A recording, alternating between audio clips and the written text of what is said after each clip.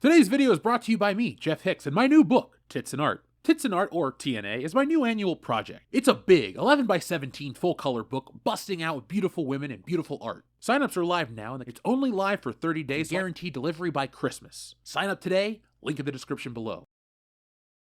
The following is a world-class Bullshitters exclusive.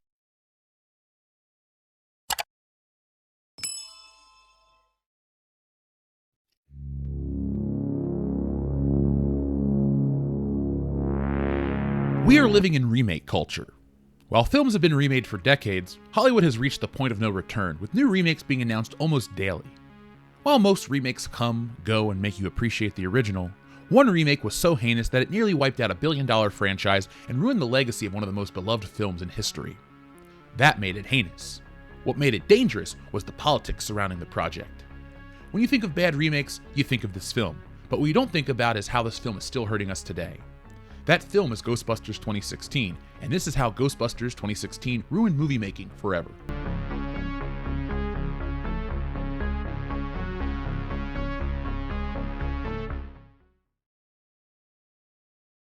On June 1st, 1984, one of the most successful films in history, Ghostbusters, was released. The film starred Bill Murray, Dan Aykroyd, Harold Ramis, and Ernie Hudson as the titular heroes who capture ghosts in New York City. On a budget of an estimated $30 million, Ghostbusters grossed over $295 million. The film was more than just a financial hit, however. Ghostbusters was a cultural phenomenon. The title song, sung by Ray Parker Jr., was the #1 hit around the world, with analysts theorizing the song itself added an additional $20 million to the box office. Everyone knew who to call.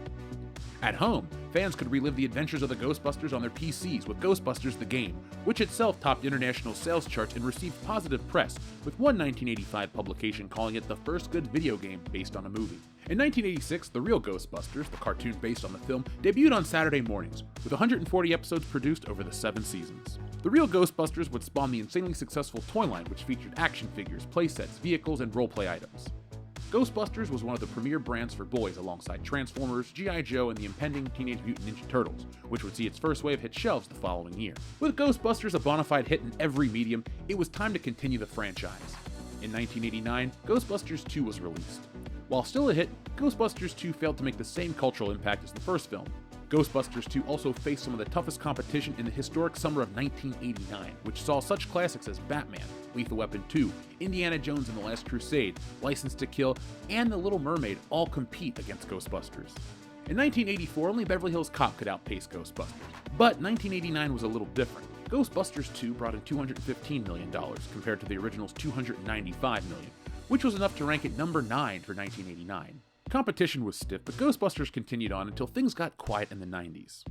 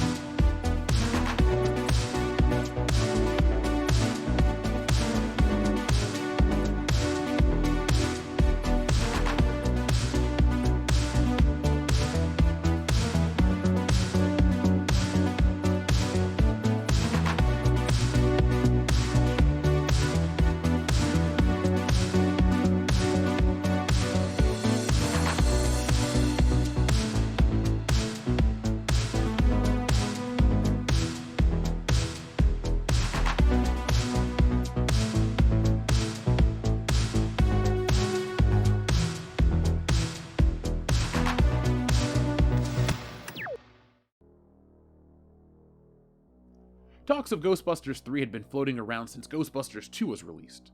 The legendary script had gone through many iterations. According to Den of Geek, Dan Aykroyd and co-star Harold Ramis, who had written the first 2 films, were interested in launching a third Ghostbusters film almost immediately after Ghostbusters 2 became a hit. Although they repeatedly worked on the script throughout the following decade, the first concrete news about Ghostbusters 3 emerged in 1999, when word surfaced that a screenplay titled Ghostbusters 3 Hellbent had been completed. According to IGN, Hellbent was set to take place in Manhattan, an alternative version of New York City located in hell itself. While this underworld version of the Big Burning Apple becomes too crowded, some of its denizens are starting to be shipped back to our world and causes chaos. This forces the Ghostbusters to spring into action and eventually confront Satan himself, The script was never filmed, but aspects of it were used in 2009's Ghostbusters video game. The 2009 Ghostbusters game reinvigorated the Ghostbusters franchise. The game, released on June 16th, was a success right out of the gate, selling 1 million units by mid-July. Ghostbusters was back in the public consciousness for the first time in years, but one decision was about to send the franchise beyond the afterlife. In September 2008, months before the release of the Ghostbusters game, which acted as a spiritual successor to the second film, Sony announced another Ghostbusters film was in the works. Variety reported, Columbia Pictures is getting serious about scaring up a new installment of its blockbuster Ghostbusters franchise.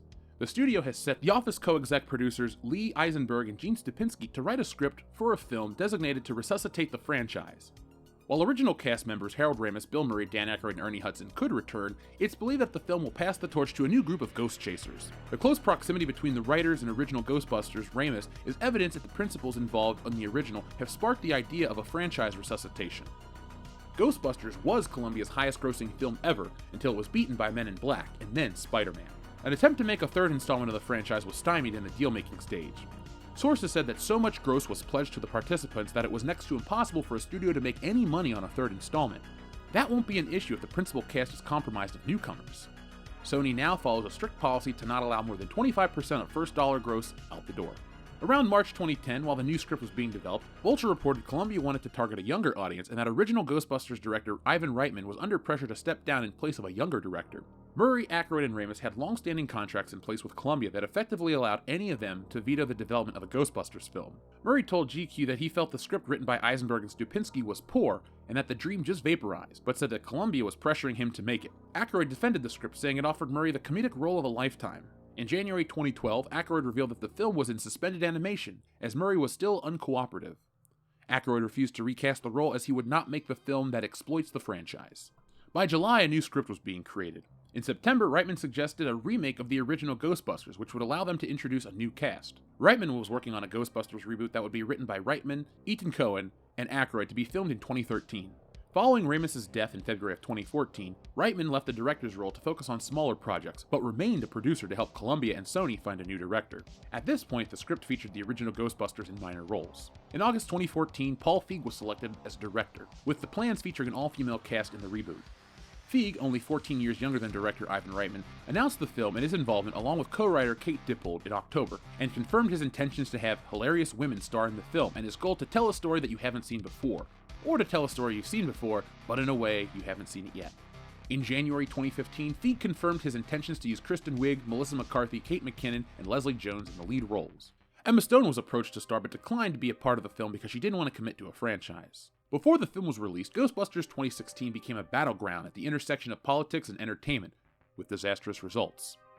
Ghostbusters received criticism on social media following word of Feig's involvement in the all-female cast, which some felt was a gimmick. On its first day of release, the first trailer for the film collected 12,000 likes and 13,800 dislikes from YouTube viewers, which, according to Dave Greiner of Ad Weekly, made it the most disliked film trailer on YouTube, and the 9th most disliked YouTube video with 280,000 likes to over 1 million dislikes. Screen Crush described the reaction as a campaign to downvote the film into oblivion by a certain subset of people on the internet, with an unhealthy fixation on hating the Ghostbusters remake. In one interview, Melissa McCarthy felt it was a very, very, very tiny group of people who were misogynistic.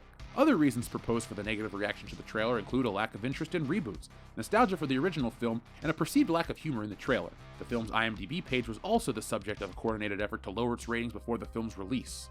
Some media outlets dubbed it the female Ghostbusters.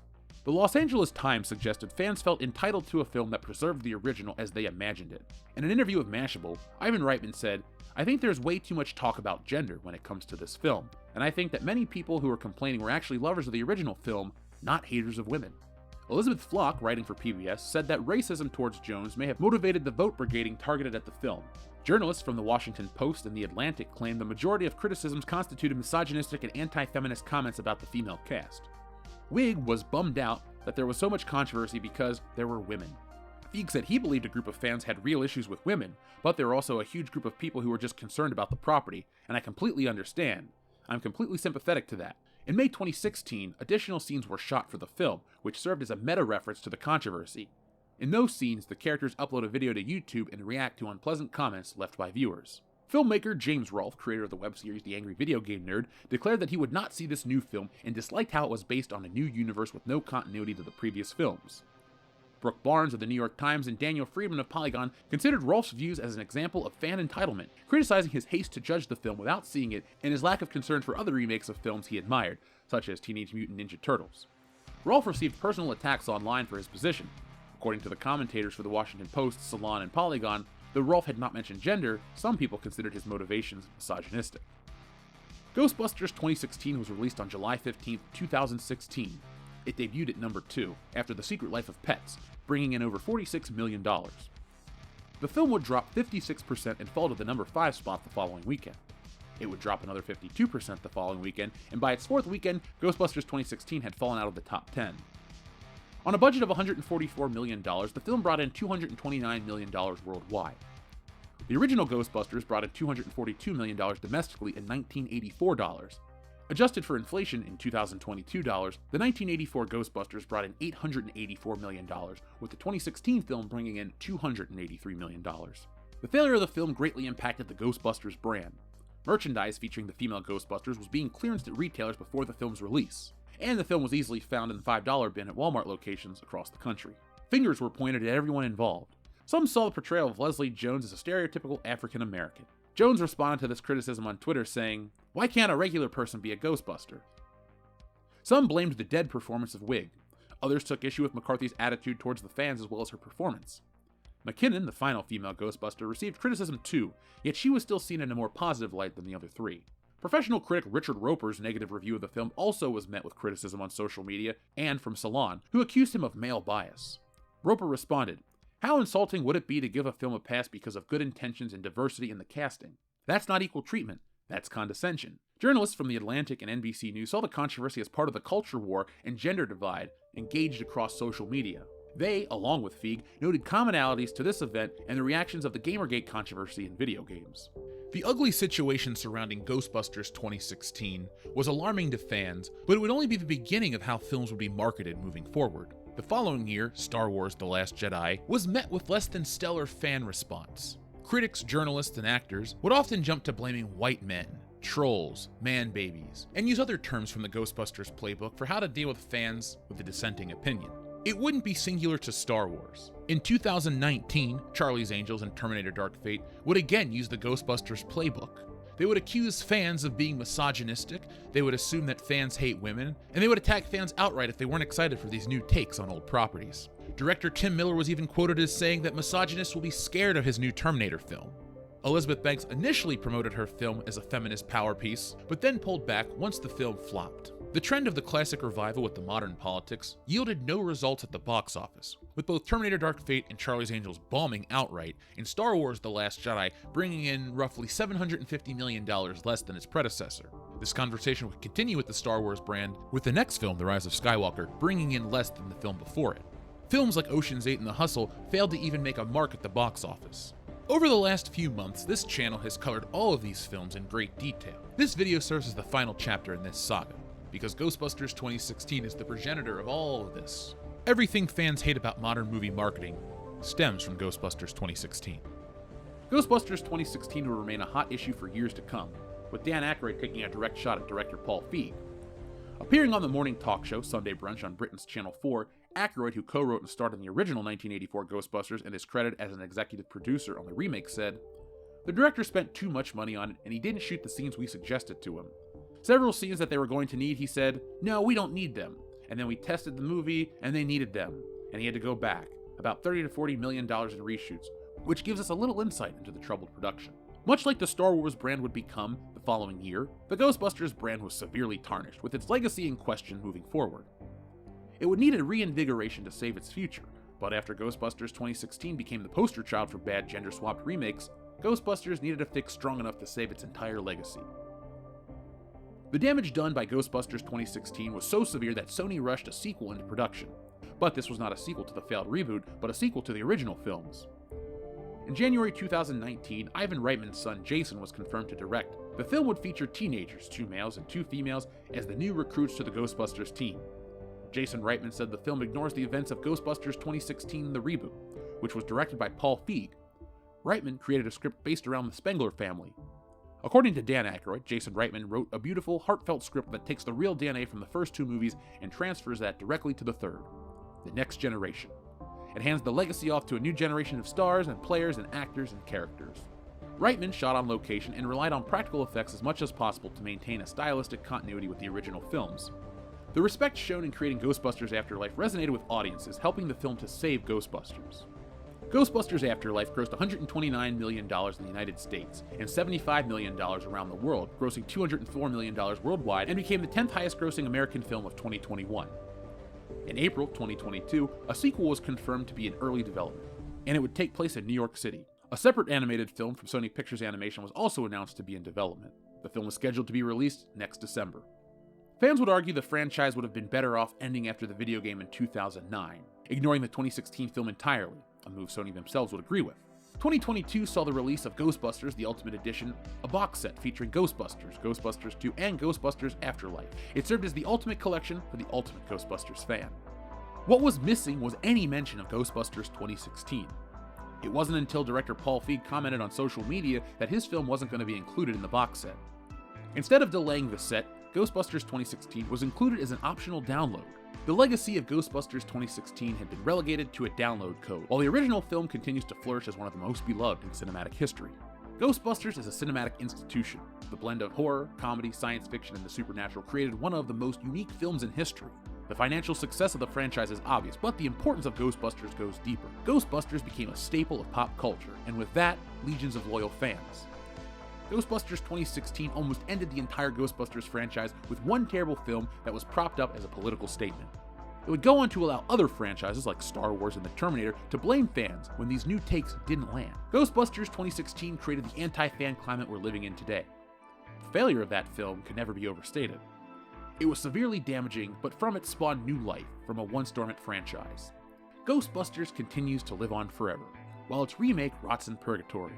Though it's been nearly 40 years, fans still know who they're gonna call. So folks, what did you think about the Ghostbusters 2016 situation? We have videos on this channel covering the trailer, the release of the film, and more, so just go back in the archives. But for today, here are our 3 questions. 1. What is your favorite Ghostbusters film? 2. Who's your favorite Ghostbuster? And 3. What's your favorite Ghostbusters quote? I love Ghostbusters and there's just too many to quote, so, well, just consider the first film my favorite Ghostbusters quote. And if you love Ghostbusters the way I do, then you gotta check out Wokebusters, which is a Ghostbusters-style parody of the world we live in today. It's drawn in the style of the real Ghostbusters cartoon, and you can check it out at wokebusterscomic.com right now. It'll be out early next year, so be on the lookout for that. But in the meantime, folks, be smart, be safe, be cool, but always be excellent to each other.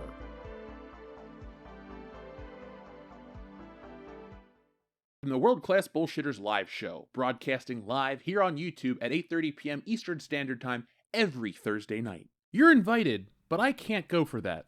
No can do.